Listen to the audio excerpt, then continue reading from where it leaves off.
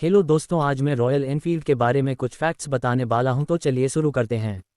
Royal Enfield company का नाम सबसे पहले पेरिस साइकिल कंपनी थी, जो 1890 में स्थापित हुई थी, जो कुछ वर्षों बाद बदलकर एनफील्ड मैन्युफैक्चरिंग लिमिटेड हो गया।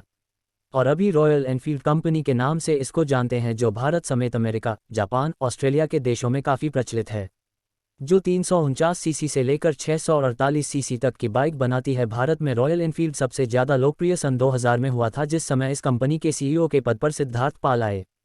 तो चलिए अब हम इसकी पूरी हिस्ट्री के बारे में जानते हैं कि कैसे ये बुलेट इतना लोकप्रिय हो गया।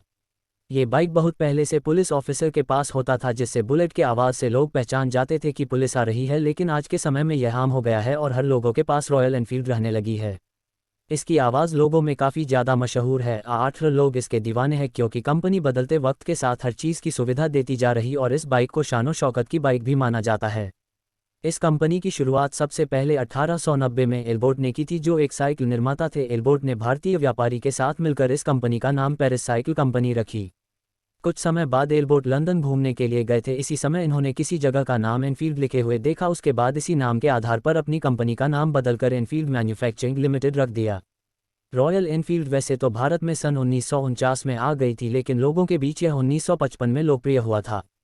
जब यह भारत में लोकप्रिय हो गया, उसके बाद सन 1994 में आयसर ग्रुप में रॉयल एनफील्ड का अधिग्रहण कर इसका मुख्यालय भारत के चेन्नई में स्थापित किया। शुरुआती समय में रॉयल एनफील्ड रूस सरकार के लिए काम करती थी और उसी के लिए बहुत सारी डिज़ाइन के बाइक बनाकर रूस को बेचती थी। इस बाइक को आकर्षक बनाने के लिए तेल की टंकी को चेन्नई के 2 कलाकारों द्वारा पेंट कराया जाता था। धीरे धीरे इसके चलन के बाद रॉयल एनफील्ड रूस के अलावा ब्रिटेन में भी भेजा जाने लगा। इस तरह से रॉयल एनफील्ड 350 सीसी बुलेट के शानदार प्रदर्शन और इसी के साथ 1955 तक यह मार्केट में अच्छी पकड़ बना ली थी। और इस तरह से सभी तरह से देखा जाए तो रॉयल एनफील्ड दुनिया का सबसे पुराना मोटरसाइकिल कंपनी है, और यह ऐसी कंपनी है जो 2 चक्का वाहन में डिस्क ब्रेक देने वाली पहली कंपनी है।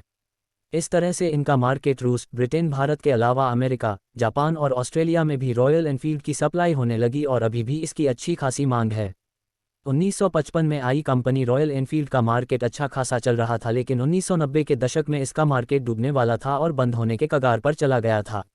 इसी समय सन 2000 में इसका टर्निंग पॉइंट आया, जिसमें 26 वर्ष के सिद्धार्थ पाल को इस कंपनी का सीईओ बनाया गया। सिद्धार्थ पाल ऐसे व्यक्ति थे जिसको पता था कि कंपनी डूब चुकी है, लेकिन उनको ये भी बात मालूम थी कि हम या तो नई कंपनी स्टार्ट कर सकते हैं या पुरानी कंपनी के बारे में सोच सकते हैं।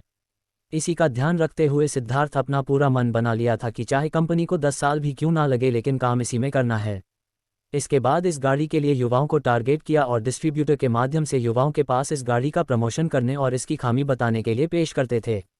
और इसी के मदद से इसमें कुछ ना कुछ छोटे छोटे सुधार करते थे और आखिरकार फिर से रॉयल एनफील्ड लोगों के बीच लोकप्रिय हो गया। और आज के समय में हर किसी का एक सपना होता है कि हमारे रॉयल एनफील्ड बाइक हो।